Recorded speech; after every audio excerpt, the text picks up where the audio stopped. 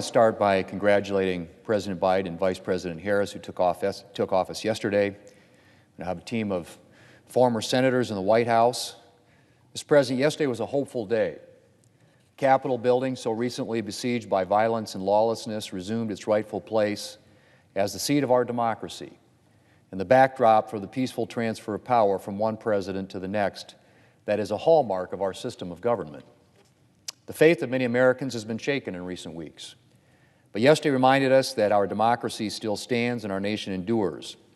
Bruised maybe, but unbroken. I also want to express my profound gratitude to the Capitol police officers and other law enforcement who, though outnumbered and overrun, defended this Capitol on January the 6th, and to the soldiers and the law enforcement who have guarded this building in the days since. We live in peace and freedom because of the service and sacrifice of our military and our police officers.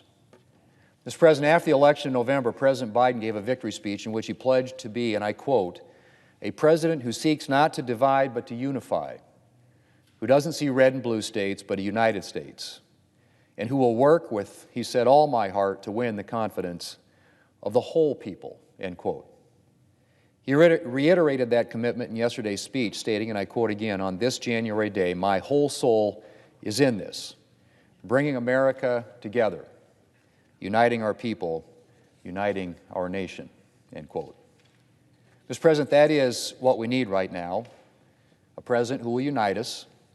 President Biden can truly be a president who governs for all Americans, who respects all Americans, and who works to win the confidence of the whole people. He will have done our nation a great service. And I do think President Biden is capable of doing this. But, Mr. President, I do want to sound a cautionary note. It's common to talk about unity at presidential inaugurations, but all too often that commitment to unity is forgotten by the President or by the members of his party. I hope this commitment will be backed up with action, and the Democrat leaders in Congress will embrace the President's words. That means respecting those Americans who didn't vote for President Biden as well as those who did. It means working together to confront our nation's challenges instead of adopting an our way or the highway approach. It means preserving minority rights in the Senate when it comes to legislation. The heart, Mr. President, of what makes the Senate special and something Republicans, I might add, defended during our time in the majority.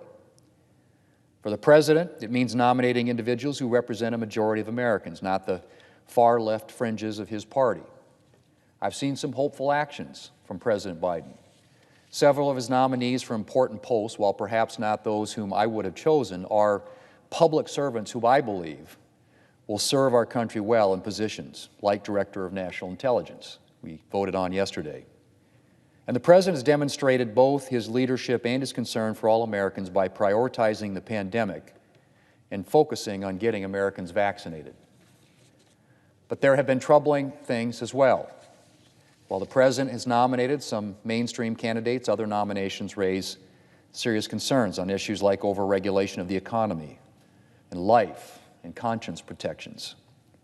And while I applaud the President's focus on the pandemic, I am concerned that a number of the measures in his pandemic relief proposal are heavily partisan and certainly not things that should be rushed through Congress without serious consideration of the long-term impact they would have on our economy and American families.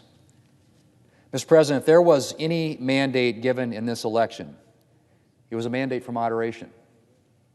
A historic number of Americans voted for President Biden, but a historic number voted for President Trump as well. Democrats lost seats in the House of Representatives, and the Senate is evenly divided. I really hope, Mr. President, that Democrat leaders and the President will remember that and not allow the far left, which has sought to hijack the Democrat Party in recent years, to determine their agenda. We have a chance for a new day here in this country, Mr. President, and I believe that President Biden is committed to leading us there. And I pray that that commitment will endure and that we can spend the next months and years working together, legislating together, and ensuring that the voices of all Americans are respected and heard. Mr. President, I yield the floor.